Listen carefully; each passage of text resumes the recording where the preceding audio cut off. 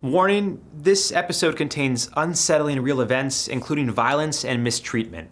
Some viewers may find the content disturbing. Please watch with care. Aye, sir! Aye, sir! Louder than that! Aye, sir! Louder than me! Aye, sir! They see us as robots, you know, people with robots. It's crazy. He wants to sleep! Hey, you came to lay down! The county is one day away from a major catastrophe, and I'm not sure if it's going to be with an officer or an inmate. Rules? Ain't no rules. One thing about it is respect. The blows to the head and to the neck area continue, did not stop. Miami may look like a tropical paradise on the surface, but underneath all the glitz and glamour sits one of the toughest jail systems in America. With nearly 19% of its residents living below the poverty line, crime here runs high, and most who commit crimes end up in Miami-Dade County's mega jail. For many of the guards and inmates here, it's hell on earth. I've seen just about everything from gang fights, stabbing, shanks. And for the juvenile detainees, it's a world of hurt and hope. What is the forgotten floor, and what horrifying events happened there? Why did an inmate get arrested after being assaulted by an officer while he was handcuffed? And what shocking incident led to a corrections officer having to retire early? Stick around as we step into one of Vice City's toughest jails. I hope you like prison food. Miami-Dade County Jail is one of the largest jail systems in the United States, with an average of 4,000 inmates spread across its three main detention facilities. It's known for its inhumane conditions and brutality. It also doesn't help that 90% of the inmates have been charged with felony offenses, not just misdemeanors. The pretrial detention center is where individuals are booked immediately after being arrested. They often remain there for a few hours or days before being released on bail or transferred to another section of the jail. The Metro West Detention Center is the largest and worst facility of them all. Home to over 2,000 inmates with crimes ranging from petty theft to murder, this male-only section of the jail has had its fair share of controversies. My left eye was battered, black eye, and then I had the top of my lip in the inside. An NBC6 investigation into allegations of a brutal beating inside Miami-Dade's Metro West Detention Center. The last section is the Turner Guilford Night Correctional Center, which houses women, special units, and the infamous Miami-Dade Bootcamp. With an average of 1,300 inmates and a monthly turnover rate of 40%, it's best not to get too attached to your cellmates. For inmates aged 14 to 24, the boot camp program is an alternative to being incarcerated with the general population. Inmates under 18 who are convicted as adults don't have the option to opt out, although I'm sure they wish they could, as it's certainly not for everyone.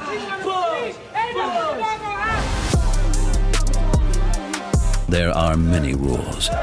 One of the most important to remember, every sentence begins and ends with "Sir," and never look the warden in the eye. We spoke with Bryce Peterson, who works in the Center for Justice Research and Innovation at CNA. He researches criminal justice issues, policy, and technology that can make correctional institutions safer. We asked him about what makes the Miami-Dade correctional facilities unique and problematic. These are people who often have mental health conditions, substance use issues, behavioral issues, and sticking them into that kind of setting in the hopes that they'll rehabilitate is generally not a best practice. Created in 1995, the boot camp program runs for 16 months.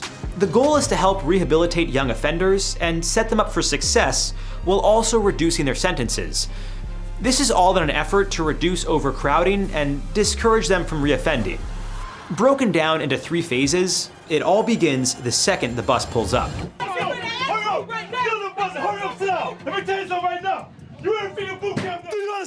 Referred to as shock incarceration, the inmates who are called cadets in this program are subjected to constant screaming, being singled out by guards, and even losing a sense of identity from the moment they arrive. As of right now, we break them down and we empty the cup, and that way we can refill it and teach them everything we want them to know. When you fail to do what I command, you will be punished. You understand that? The risk for abuse by correctional staff or other people who are put in charge I think that those risks probably outweigh any of the therapeutic benefits or positive benefits from it.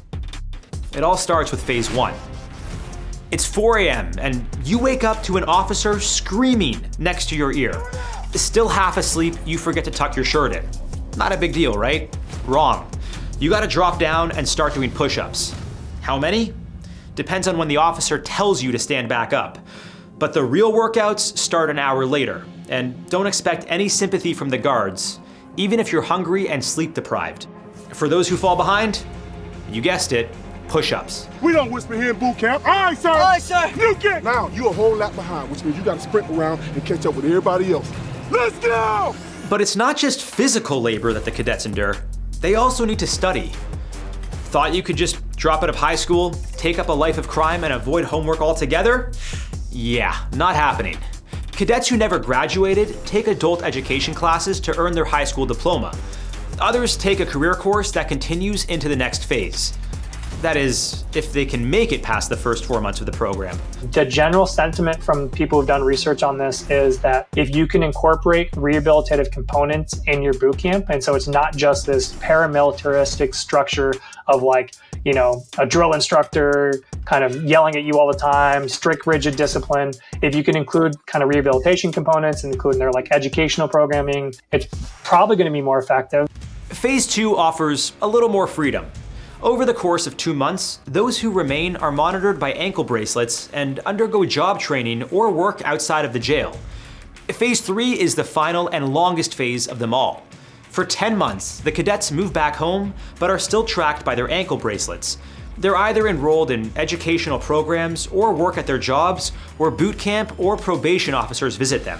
Boot camps are not heralded as like a promising evidence-based intervention for people and improving any real outcomes. And the research was very mixed. Some showed promising results, some showed no results or no effects, and then some showed the opposite, that you're more likely to reoffend if you were in a boot camp than others. For those who can endure the 16-month program, where an average of 10% of the cadets drop out within the first week, it's back to the main jail.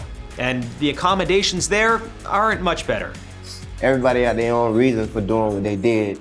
You know, some people kill, some people are thieves, some people are organized crime artists, and being in the cell, we all one. Intake at the Pretrial Detention Center, or PTDC, is fairly straightforward. Mugshot, fingerprints, and a review of any previous arrests. Depending on your charge, a blood sample may be taken, and in most cases, a strip search will also be conducted. You then undergo a medical and mental health screening process and are assessed based on your behavior and the level of supervision you require. Once your risk level and medical needs are determined, the jail decides where you'll be placed. In most cases, you'll be crammed in a cell with 15 other dangerous individuals, most guilty of murder, armed robbery, or other awful crimes. Your bathroom is anything but private, a toilet without a door. Your bed is a thin plastic mattress on a hard metal bunk. Your stuff sits on the ground below the bunks, and all you can do is hope it's still there when you wake up. You may opt to sleep on the lower bunk thinking you're safer, but some inmates would disagree. I prefer being on the top because I can see everything, observe everything, got my eyes right. Can't nobody get to me on the top bunk. If they can, hey, I'm coming back. On the bottom bunk, the trap. And if you think the guards will come to your aid, well, you may want to think again. If anything go down, you're gonna get got to it. Because they gotta come through all these gates and come through all that. By the time they do that, you hurt. In some cases, you may qualify to work in the jail serving food, doing laundry, or sweeping the floors. If you're lucky, you can go to a job outside of the facilities and return when your shift is over. All that depends on your crime and your history. Surviving a place like this requires you to keep your head down, not get involved with anything that could make you a target by the inmates or guards, and hope you make it out alive. If you respect your neighbor respects you. But if you psych, if you crazy, and you do a lot of things that people don't like, your time's gonna be hard. Simply showing respect to one another may not be all it takes to have an easy sentence. Even if your fellow inmates respect you, the guards are a different story.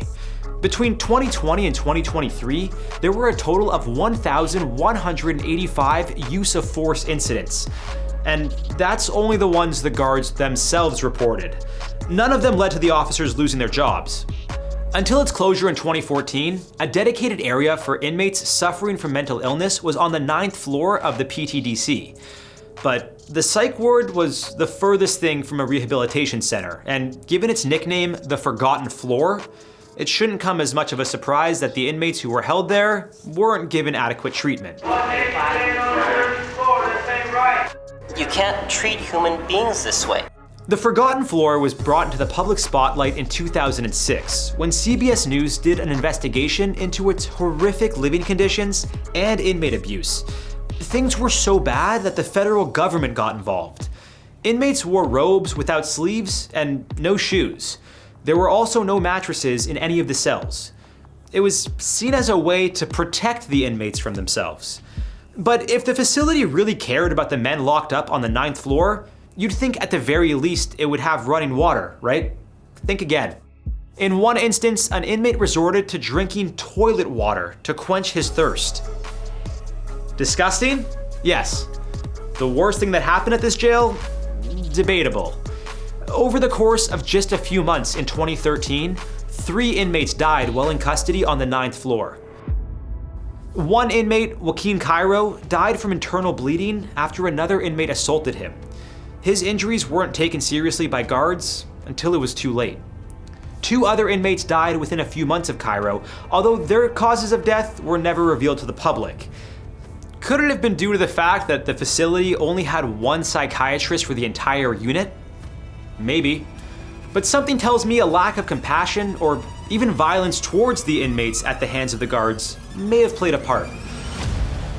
In 2016, Mark Young, a former inmate on the 9th floor, filed a lawsuit against the Miami-Dade County Jail and 8 officers after he was severely assaulted. His crime?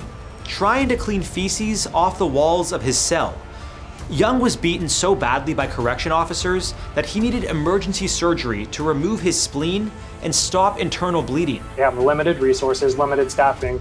To really address this, we need to really think about other options, what we can provide to prisons and jails to give them more flexibility in terms of dealing with these vulnerable populations. After the closure of the 9th floor, the inmates were relocated to a cleaner, more suitable facility at the Turner Guilford Night Correctional Center. With 13 psychiatrists, yoga classes, and proper training for the guards, things have improved. And that's not all. Cameras in every cell, safety beds. Who can forget cells where running water to drink was, for some, an impossible luxury? Even with the closure of the Forgotten Floor, Miami-Dade continued to come under scrutiny for its lack of safety measures for inmates during the COVID-19 pandemic. Before we get into that, make sure to like and subscribe, as it really helps keep the conditions of my bunker in tip-top shape. Oh, and to keep making great content as well. Florida setting a national record, reporting more than 15,000 new cases of COVID-19 in a single day. At first, it seemed that the Miami-Dade jail was doing everything it could to stop or at least significantly reduce the spread of the virus. Despite the jail's best efforts, a civil lawsuit was filed in April of 2020, claiming the conditions at the Metro West Detention Center, aka the MWDC, weren't up to standard. Maya Ragsdale, an attorney with the group Dream Defenders, told the local news that some cells were overcrowded with up to 60 inmates in them. She also highlighted a lack of sanitizer, as well as an inability to maintain social distancing. At the time, 26 people, including inmates and staff, had tested positive. Just 2 weeks later, that number jumped to 175, with more than 90% of the cases being inmates. On April 28, 2020, Charles Hobbs, an inmate at the MWDC, died in a shared dorm that was being quarantined, putting the entire jail population on edge. In 2021, 4 corrections officers and 2 inmates died of COVID complications. At the time, police even had to curb their arrests to ease the overcrowding behind bars. You can institute policies where you try to minimize contact between, but disease spread has always been an issue in prisons, even before COVID-19. But it wasn't only COVID that put inmates and staff at risk. Overpopulated cells led to high tensions, which in turn increased the use of force incidents involving officers. And in some cases, the officers took things a little too far. Luigi Cruz shared these photos he says show the aftermath of a brutal attack at the hands of 5 corrections officers at Miami-Dade Metro West Detention Center. My whole mouth was bruised up, and I could not eat for like a day and a half. Use of force incidents skyrocketed over a 3-year period at MWDC. In 2019, there were 198. In 2022, that number jumped to 380. Officials explained 60% of the incidents were due to officers trying to break up fights between inmates. And it didn't help that more than half of the population had been diagnosed with some form of mental illness. Luigi Cruz was hospitalized in August 2022 following an attack on him by corrections officer Delman Lumpkin. While handcuffed, Cruz claims he was hit 23 times in what he described as a brutal beating. The blows to the head and to the neck area continued, did not stop. Cruz filed the complaint with the Miami-Dade Department of Corrections and Rehabilitation in 2023, and it turned out this officer had a history of abusing inmates. In 2019, video footage showed Lumpkin throwing 15 punches in just 10 seconds against inmate Mike Neal, who was handcuffed and using a cane to walk. Before the video footage was released, Lumpkin claimed he was acting in self-defense after Neal attempted to hit him with his cane. Initially, Lumpkin's accusations led to Neal being arrested for aggravated assault, even though he was the victim in this case. However, after video evidence revealed what really happened, the felony charge against Neal was dropped, and Lumpkin was suspended for 30 days. And this wasn't a random attack. Reports indicated that Neal had actually gone to Lumpkin's supervisors, claiming the officer had threatened him prior to the assault.